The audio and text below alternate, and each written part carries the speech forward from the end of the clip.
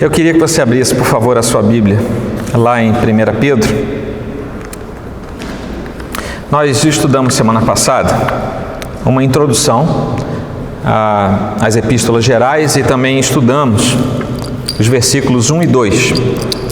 Você recebeu uma folha para anotar o seu e-mail, porque amanhã, no máximo depois da manhã, você vai receber tanto o link do vídeo quanto o estudo de hoje. E eu estava ali analisando antes de começar e talvez, não sei ainda, mas talvez eu tenha que dividir a ministração de hoje em 2 vezes para que a gente tenha um bom tempo de maturação de perguntas e respostas. Mas, independente disso, nós vamos ler agora do versículo 3 até o versículo 12 de 1 Pedro, capítulo 1. Bendito Deus e Pai de nosso Senhor Jesus Cristo, que segundo a sua muita misericórdia nos regenerou para uma viva esperança mediante a ressurreição de Jesus Cristo dentre os mortos, para uma herança incorruptível, sem mácula, imarcessível, reservada nos céus para vós outros, que sois guardados pelo poder de Deus, mediante a fé, para a salvação preparada para revelar-se no último tempo. Nisso exultais, embora no presente por breve tempo, se necessário, sejais contristados por várias provações, para que, uma vez confirmado o valor da vossa fé, muito mais preciosa do que o ouro perecível, mesmo apurado por fogo, redunde em louvor, glória e honra na revelação de Jesus Cristo, a quem não havendo visto há mais, no qual não vendo agora, mas crendo exultais com alegria indizível e cheia de glória, obtendo o fim da vossa fé, a salvação da vossa alma.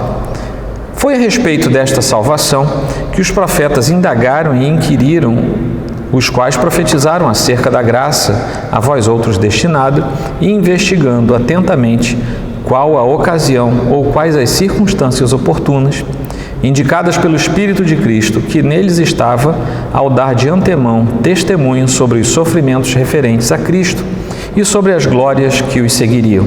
A eles foi revelado que, não para si mesmos, mas para vós outros, ministravam as coisas que agora vos foram anunciadas por aqueles que, pelo Espírito Santo enviado do céu, vos pregaram o Evangelho, coisas essas que anjos anelam perscrutar. Amém? Até aqui. Por toda a extensão dessa epístola, da primeira epístola de Pedro, ele encoraja os irmãos, ele encoraja os leitores, que nós já sabemos que eram os irmãos que estavam em principalmente 5 pontos da região da Ásia, ali perto do que hoje nós chamamos de Turquia, era ali para cima da Turquia, a manterem acesa a sua fé sem que esmorecessem, por causa das circunstâncias que já se avizinhavam e que ainda seriam mais intensas a partir de certo momento. Obviamente, Pedro não sabia que as coisas haveriam de piorar, não naturalmente, a menos que o Senhor lhe avisasse, mas ele já antevia que coisas ainda mais difíceis haveriam de acontecer. Há um teólogo chamado Angus, e ele cita um outro chamado Leighton, e ele diz o seguinte: é um breve, mas claríssimo sumário das consolações e instruções necessárias para animar e dirigir um cristão no caminho do céu, elevando os seus pensamentos e desejos no tocante à felicidade espiritual e dando-lhe forças para vencer os obstáculos provenientes da corrupção de dentro e das tentações e aflições de fora. São muitos os pontos de doutrina que a epístola encerra, mas os principais em que há mais insistência são estes 3: fé, obediência e paciência, para firmeza na crença, para direção na vida e para conforto no sofrimento. E para maior impressão na alma daqueles a quem escreve, é muitas vezes posto diante dos seus olhos o incomparável exemplo do Divino Mestre e a grandeza das suas promessas para que o sigamos. O que Leighton está dizendo aqui é o seguinte: Pedro estabelece algumas doutrinas através das quais ele anima os cristãos do primeiro século particularmente em torno do ano 60 e pouquinhos, até 64, não após isso.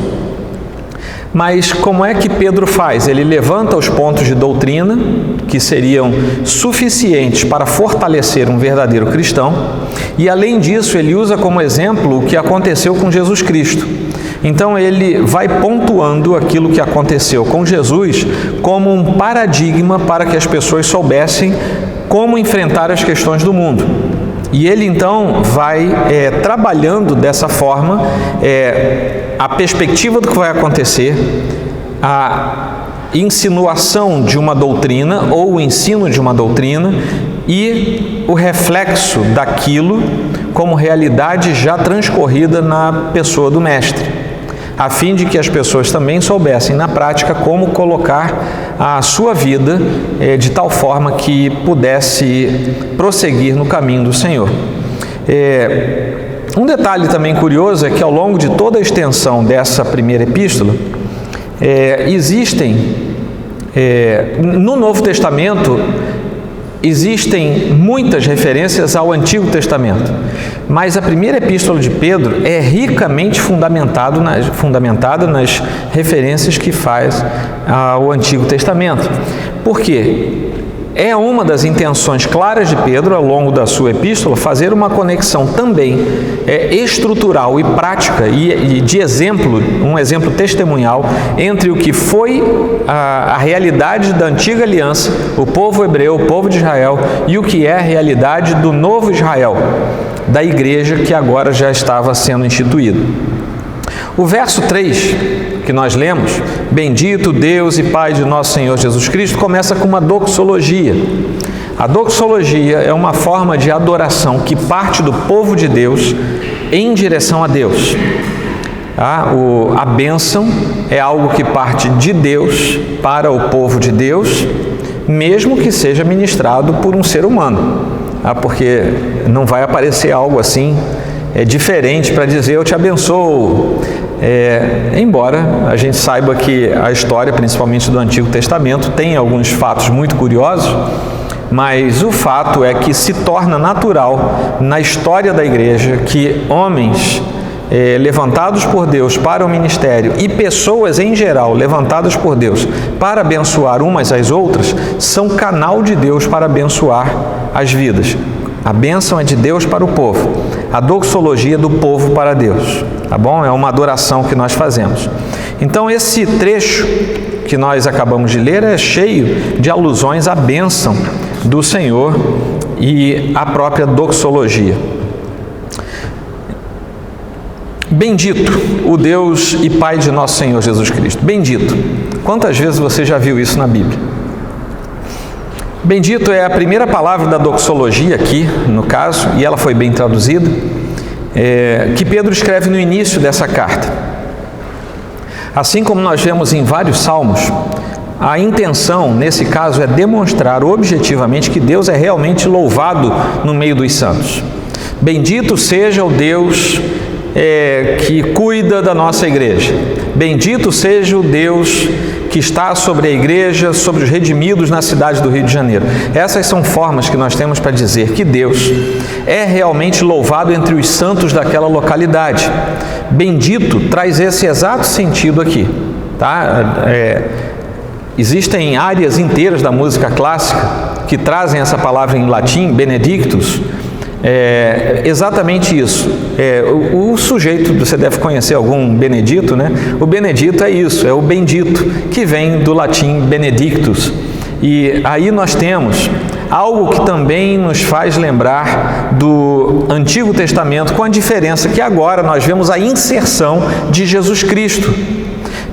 O que acontece então é o seguinte: Pedro pega uma fórmula veterotestamentária, que não é só Pedro que faz, Paulo também faz isso, o Novo Testamento está cheio disso, pega uma fórmula veterotestamentária. Todos sabem o que é veterotestamentário? Veterotestamentário é do Antigo Testamento, tá? Vétero é velho, antigo. Então, todo o Novo Testamento está impregnado pela ideia de que Deus é bendito e Ele merece ser louvado na congregação dos santos. Quando se migra de Israel para a igreja, essa mesma fórmula segue, mas agora existe a inserção do Messias, porque antes os hebreus esperavam o Messias e agora a igreja já conhece o Messias, já revelado na sua totalidade. Mas o Salmo 41:13 diz: bendito seja o Senhor Deus de Israel, da eternidade para a eternidade. Isso é muito parecido com bendito Deus e Pai de nosso Senhor Jesus Cristo, tirando o fato de que agora aparece Jesus Cristo. Os Salmos 72, 89, 106, todos eles são carregados dessa mesma ideia. E nós temos passagens como Gênesis, Ruth ou 1 Reis, e eu tenho aqui essas referências depois para você, para que nós possamos sair exclusivamente dos Salmos, porque talvez você pense assim, tudo bem, mas os Salmos são uma coletânea exatamente de louvor a Deus, na sua maioria, mas não, a Bíblia está cheia de elementos que, olhando para Deus, dizem, bendito é o nosso Deus. Lá em Lucas 1,68, nós temos, bendito seja o Senhor Deus de Israel, porque visitou e redimiu o seu povo. Nós já temos no Novo Testamento, ainda antes de a igreja ser instituída, nós temos ainda uma ordem de bênção, de louvor e de adoração ao Deus bendito, ainda na mesma fórmula do Antigo Testamento. Romanos 1, Romanos 9 também chamam Deus de bendito eternamente ou bendito para todo sempre. É nesse sentido que Pedro inaugura a parte de conteúdo, de informação para aqueles que leriam a carta. Por quê? Versículos 1 e 2, embora cheios de doutrina e cheios de informação, como nós vimos aqui a semana passada, eles ainda são a introdução da carta, é introdução e saudação. Mas está cheio de coisa boa ali para a gente aprender. No entanto, a partir do versículo 3, ele já está comunicando aquilo que ele quer comunicar ao povo daquelas igrejas da Ásia. E ele chama Deus de Deus e Pai. Bendito o Deus e Pai. Deus era conhecido dos hebreus. Ao longo de toda a jornada do Antigo Testamento, Deus Yahvé era comumente tratado como o Deus único de Israel, Criador de todas as coisas, porém, raríssimas vezes, no Antigo Testamento, nós temos a ideia de Deus como Pai. Foram pouquíssimas vezes que essa ideia de paternidade de Deus sobre o seu povo aparece no Antigo Testamento. O que nós temos é sempre a ideia de Deus como Criador, sustentador e cuidador do povo. Era paternal nesse sentido, mas era pouco paterno no sentido de comunicação familiar. Os hebreus não tinham essa ideia tão intensa. O tratamento de pai se estabelece pela forma como Cristo se comunica com Deus, como Cristo passa o seu ministério terreno falando com o Pai, e ele faz isso tão insistentemente que quando a igreja é instituída e começa a imitar os atos de Cristo, começa também a imitar aquilo que Deus Filho fazia com relação a Deus Pai. E se Cristo chamava o Deus Yahvé de Pai, a igreja também poderia chamá-lo de Pai. Paulo fala disso quando estabelece que Deus não apenas nos chama para sermos seus filhos, como dá o nome da família aos seus novos filhos ao nos adotar em Cristo Jesus. Não me detenhas, porque ainda não subi para meu Pai, mas vai ter com os meus irmãos e dize-lhes: subo para meu Pai e vosso Pai, para meu Deus e vosso Deus. Isso está em João 20, 17. E aqui parece que Jesus, além de tratar Deus como Pai, também dá autoridade e autorização para que os seus discípulos tratassem Deus como Pai. Mas vejam bem, Jesus tinha sido duramente criticado pelos inimigos da fé, porque chamava Deus de Pai. E agora ele está dizendo para os seus seguidores: se eu chamo, vocês também podem chamar, porque se ele é meu Pai, é Pai de vocês também. Automaticamente, Jesus aqui começa a mostrar que aquilo pelo que ele tinha passado, muito provavelmente também seria aquilo pelo que aqueles seus discípulos haveriam de passar. Porque se você imita nomenclatura, forma de trabalho, forma de falar, forma de relacionamento, você também muito provavelmente vai imitar a perseguição, a tortura, a perturbação, as tolices, tudo que vinha do mundo contra o Senhor Jesus. Então, as formas de bênção que nós vemos no Novo Testamento, as doxologias e bênçãos, são muito semelhantes, porque a igreja no seu início, ao que tudo indica, tinha algumas fórmulas que eram sabidas de todos.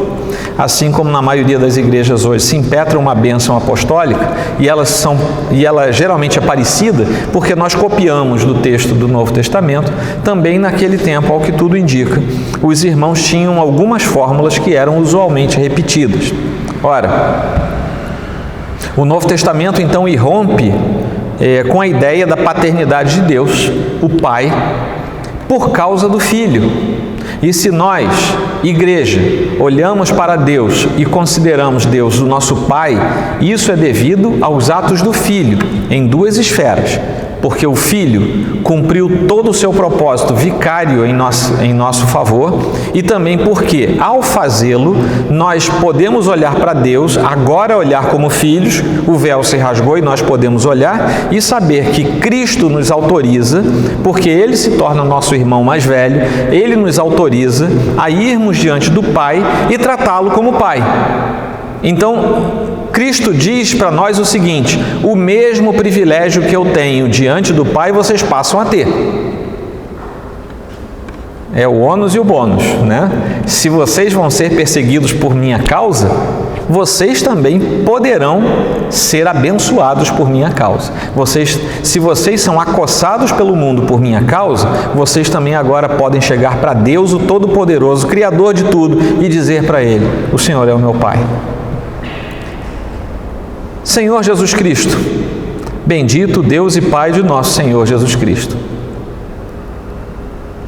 Pedro utiliza essa fórmula uma única vez na epístola. Ele não vai repetir essa fórmula completa, Senhor Jesus Cristo. Os cristãos do primeiro século, eles tinham uma breve fórmula pela qual eles confessavam a sua fé. Era uma declaração breve que dizia assim: Jesus é o Senhor. Teve gente imitando isso por aí, né? Desde 1977 tem gente que põe lá: Jesus Cristo é o Senhor. Essa é uma declaração que era comum na igreja do primeiro século, e ao que tudo indica, até o terceiro século, era uma declaração, é como se fosse uma saudação, uma confissão que você fazia e que identificava a pessoa como seu irmão. Tá? Jesus é o Senhor. Jesus é o Senhor. Jesus é o Senhor, e você sabia quem era o seu irmão. É possível que alguém tenha entrado com uma declaração esvaziada de conteúdo? Claro que sim. Tá? Crente fake tem desde o primeiro século. Tá? Então é muito possível que um monte de gente tenha usado essa fórmula de modo indevido, fazendo com que as pessoas sérias fossem enganadas. Então Jesus é o Senhor, que às vezes aparecia no texto neotestamentário simplesmente como Senhor Jesus, da forma que nós vemos em alguns trechos, como 1 Coríntios 12, 3, que diz assim: por isso vos faço compreender que ninguém que fala pelo Espírito de Deus afirma anátema Jesus, ou seja, por um aspecto negativo. Por outro lado, ninguém pode dizer Senhor Jesus, ou seja, essa confissão, senão pelo Espírito Santo. Então ele está dizendo assim: ninguém que fala pelo Espírito de Deus afirma algo que seja imbuído de maldição, atrelando a isso o nome de Jesus, anátema Jesus. Por outro lado, você só consegue confessar de verdade que Jesus é o seu Senhor se você for guiado pelo Espírito Santo. Então aqui Paulo está afirmando que essa era uma fórmula de profissão, de confissão pública que era aceita no meio da igreja. Esses vocábulos Senhor, principalmente quando conectados a Cristo ou a Messias, né, Messias é ungido e Cristo também é ungido. Messias vem do hebraico e Cristo já é do grego. mas são sinônimos na sua significância.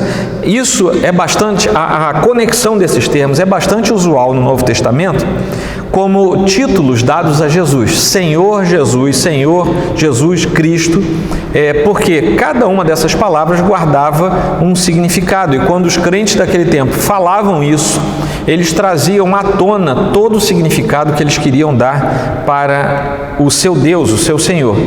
E com isso, eles encerravam quase que uma declaração também de sujeição ao Senhor Jesus.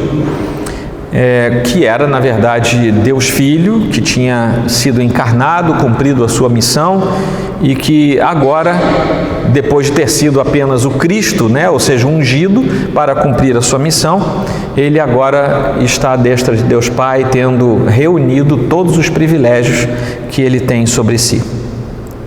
Amém? Então nós falamos, bendito o Deus e Pai de nosso Senhor Jesus Cristo. Agora vamos passar para mais uma palavrinha importante. Misericórdia. E às vezes a gente clama por misericórdia, Misericórdia, Senhor. E misericórdia tem uma profundidade maior do que um clamor dessa natureza, embora você possa pedir a misericórdia do Senhor para a sua vida.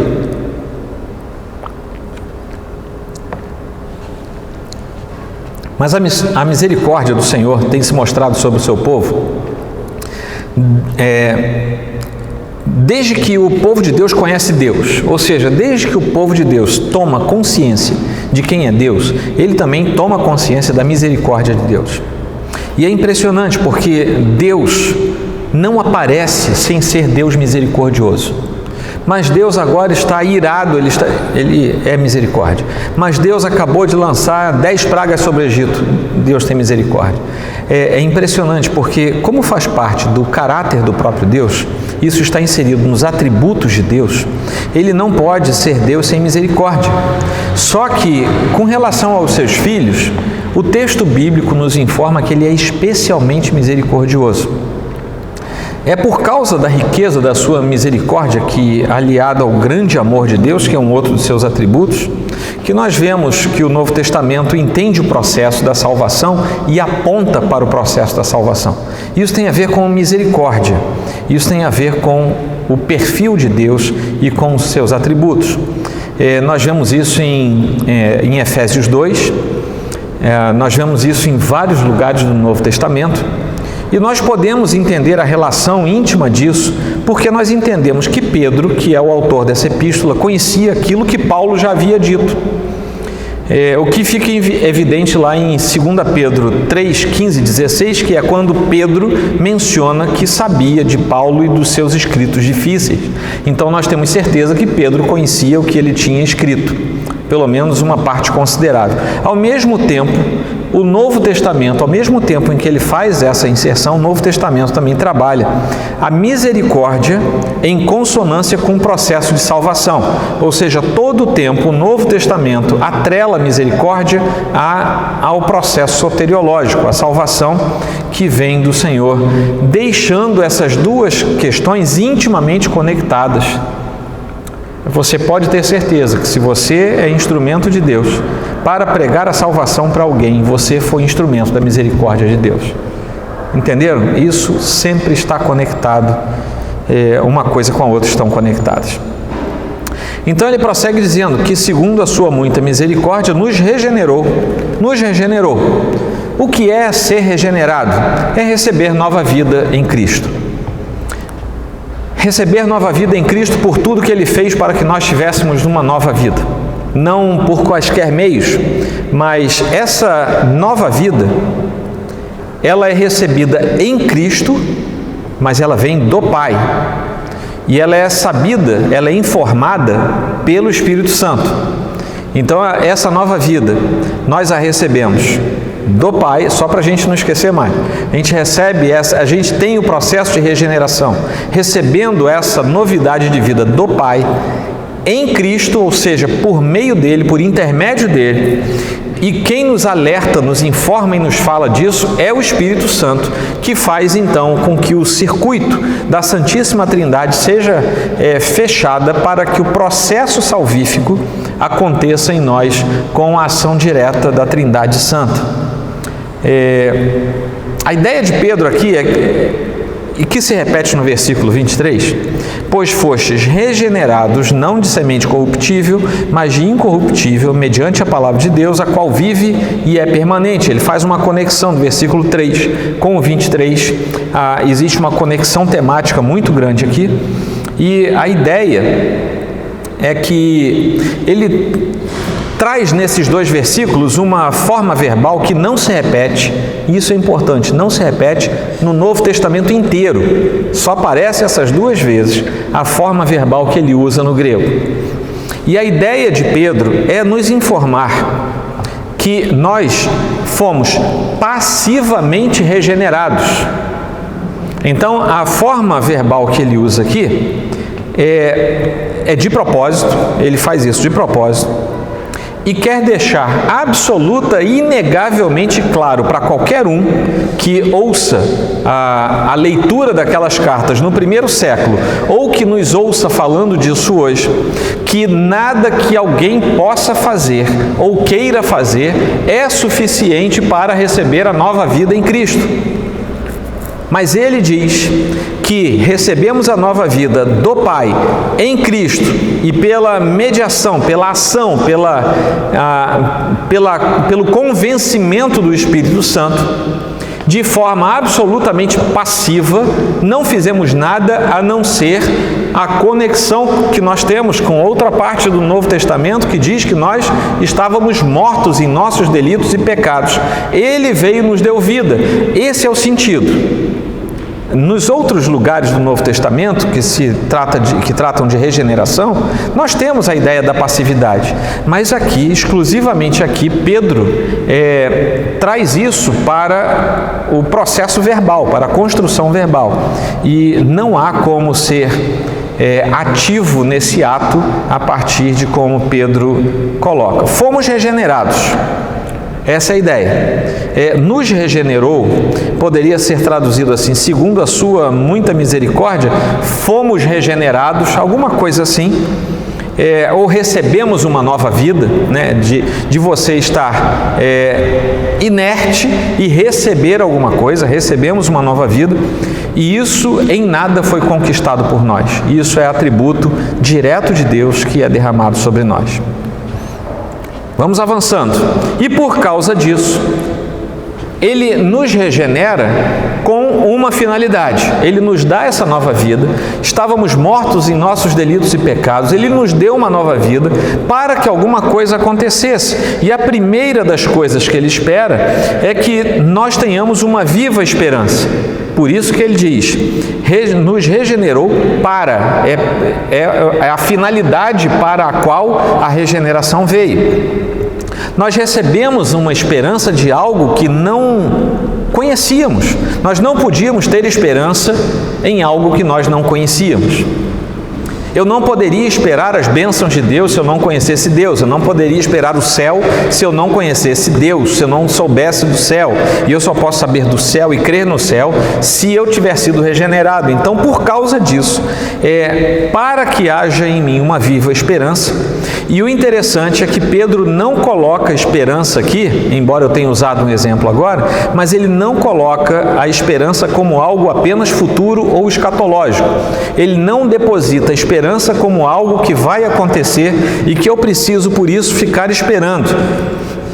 Colossenses 1,5, Tito 2,13, por exemplo, falam nesse sentido. É aquela esperança futura. Eu tenho que manter uma esperança futura e sim, isso é verdade. É a bem-aventurada esperança da vida eterna. É a esperança que nós temos de ouvir o chamado do Senhor de entre as nuvens e nos encontrarmos com Ele. Essa esperança é futura, mas Pedro está falando de uma esperança presente, algo que é uma bênção de Deus para suportar os tempos difíceis que estavam envolvendo os irmãos do primeiro século. A esperança da graça de Deus e a esperança da misericórdia de Deus em manifestação clara, permite neste momento que cada pessoa, mesmo mergulhada em ambiente de densas trevas, consiga progredir na sua caminhada por causa dessa esperança. Então nós aprendemos que nós temos no Novo Testamento duas esperanças.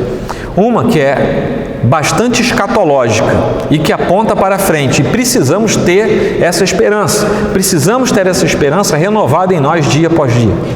Mas há uma outra esperança que faz com que você não seja um grego, um helenista, que separa as coisas materiais das espirituais. Porque nesse momento Pedro está dizendo, vocês estão enfrentando coisas, vocês vão enfrentar coisas, ele nem começou ainda a falar, vocês vão encontrar dificuldades, mas nós fomos regenerados, lembrem-se bem, para uma viva esperança. E ele se refere ao tempo presente quando ele escreve. Então, vejam bem, vocês ganharam nova vida, essa nova vida fala do futuro com Deus. Mas enquanto vocês ganharam nova vida para o futuro com Deus, vocês têm uma viva esperança para o presente com Deus. E muitas vezes nós perdemos isso de vista.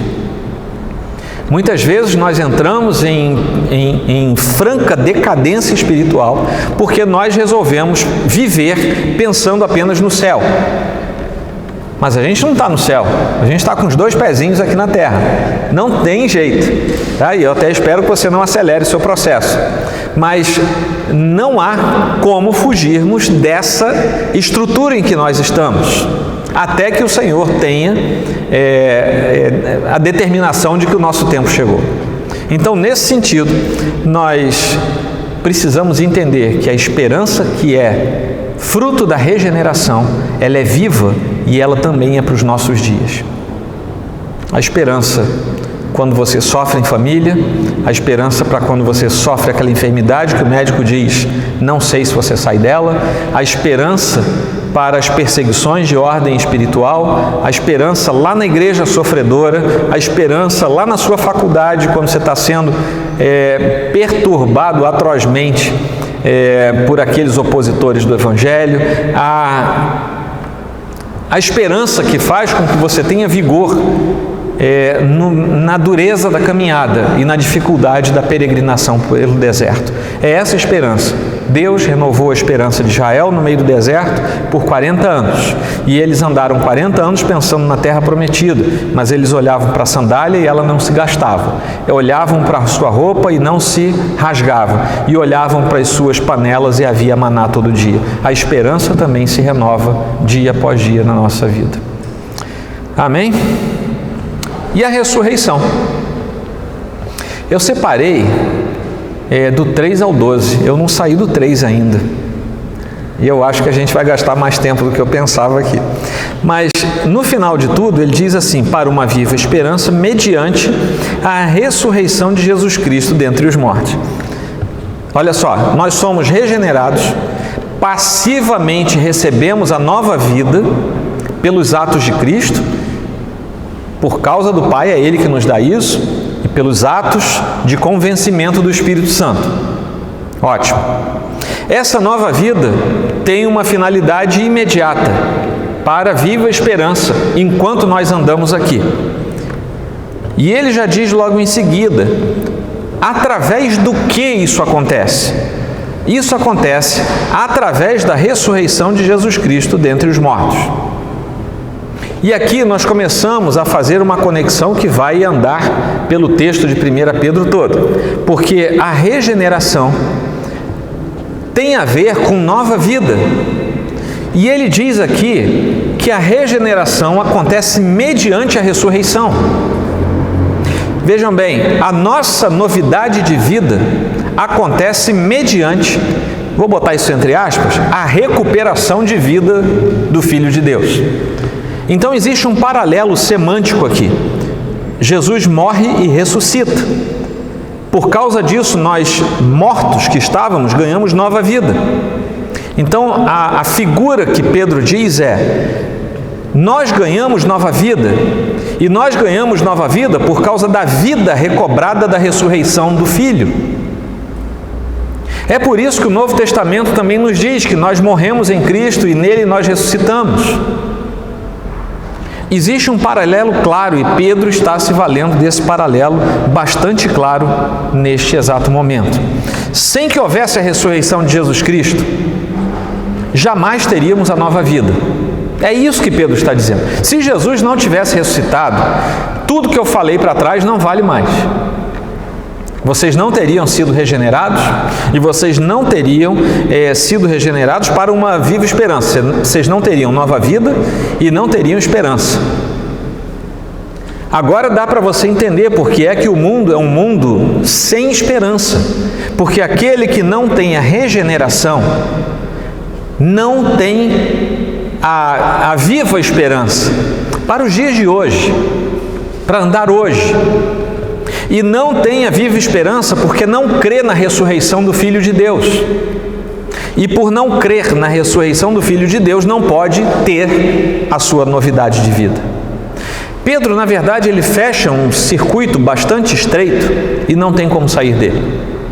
Você crê no Filho de Deus? Creio. Você crê que ele ressuscitou? Não. Então você não tem possibilidade de ter uma viva esperança e você não tem possibilidade de ser regenerado.